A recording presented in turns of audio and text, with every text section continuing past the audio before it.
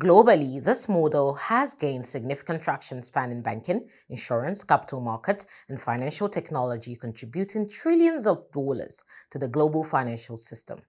From the Middle East to Southeast Asia, and increasingly across Africa, non-interest finance is proving that profitability and ethics are not mutually exclusive, but can in fact coexist to drive sustainable development.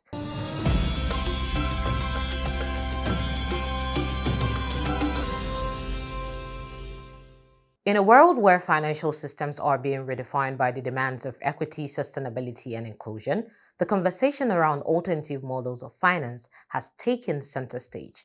Hello and welcome to Islamic Finance Weekly. I am Rahma Say Mohammed. Today, more than ever, economies are searching for systems that not only drive profitability, but also promote fairness, resilience, and shared prosperity. It is within this context that non-interest finance has emerged not merely as an alternative, but as a compelling framework for building a more balanced and socially responsible financial ecosystem.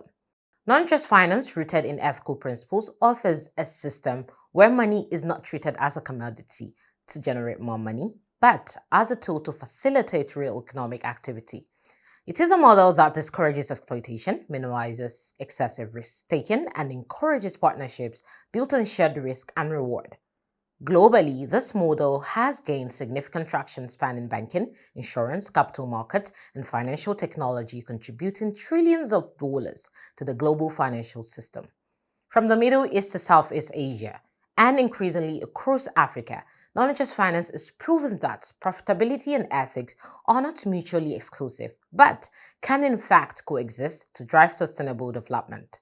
Here in Nigeria, the story is still unfolding. With one of the largest populations in Africa, a growing youth demographic, and a significant portion of financially excluded individuals, Nigeria presents a fertile ground for the growth of non-interest finance. The potential is vast, extending from microfinance and SMEs to infrastructure financing, agriculture, and the halal economy. And yet, despite this enormous promise, the sector remains underdeveloped relative to its potential. This raises a critical question. What is holding back the growth of non-interest finance in Nigeria? Is it awareness? Is it infrastructure? Or is it the regulatory environment within which the system operates? At the heart of every thriving financial system lies a strong and enabling regulatory framework. Regulation is not just about control, it is about direction. It is about creating clarity, building trust, and fostering innovation. For non-interest finance, this becomes even more crucial because unlike conventional finance, non-interest finance operates on distinct principles that require tailored regulations, specialized expertise, and a deep understanding of its underlying structures.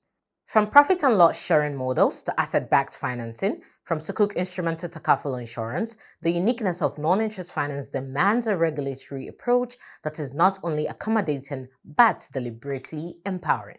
In Nigeria, we have seen commendable efforts by regulators and industry players over the years. The establishment of non-interest banking windows, the licensing of full-fledged Islamic banks, the issuance of Sukuk for infrastructure development, and the introduction of takaful insurance frameworks are all significant milestones. However, milestones alone are not enough. The next phase of growth requires a shift from foundational development to strategic expansion. And this is where enabling regulations come into play. An enabling regulatory environment goes beyond simply allowing non-interest finance to exist. It actively supports its growth.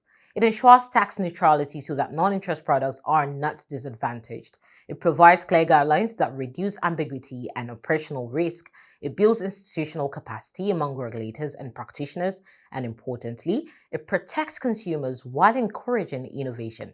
Consider this. How can financial institutions scale non-interest products without regulatory clarity? How can investors commit capital without confidence in the system? And how can the average Nigerian embrace non-interest finance without awareness and trust?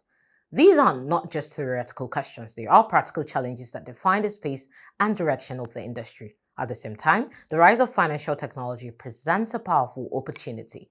Fintech has the potential to democratize access to non-interest financial services, bringing ethical finance to underserved communities, simplifying complex products, and driving adoption at scale.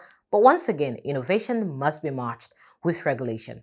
A forward-thinking regulatory framework must be agile enough to accommodate digital transformation while still preserving the core principles of non-interest finance. And for a country like Nigeria, striving to achieve economic diversification, financial inclusion, and sustainable growth, this still cannot be overlooked. This brings us to the heart of this month's conversation, a conversation that speaks not only to policymakers and regulators, but to every stakeholder within the financial ecosystem, from institutions and investors to entrepreneurs and everyday citizens. Because the growth of non interest finance is not the responsibility of one group alone, it is a collective effort requiring collaboration, innovation, and a shared vision for the future. As we navigate this discussion, we will be asking critical questions. What regulatory gaps currently exist in Nigeria's non interest finance landscape? What lessons can we learn from more developed markets? And how can regulations strike the right balance between control and innovation? And then most importantly, what practical steps must be taken to unlock the full potential of the sector? In a time where trust in financial systems is being tested and the demand for ethical finance is rising, Nigeria stands at a pivotal moment. The decisions made today, particularly in the area of regulation, will determine whether non-interest finance remains a niche offering or evolves into a mainstream driver of economic growth. So stay with us. And with that, I say, don't forget to keep the latest us next week on the program. Follow us on all of our social media platforms displayed on the screen. Thank you for watching. And as always, I am Rahma Saeed Mohammed.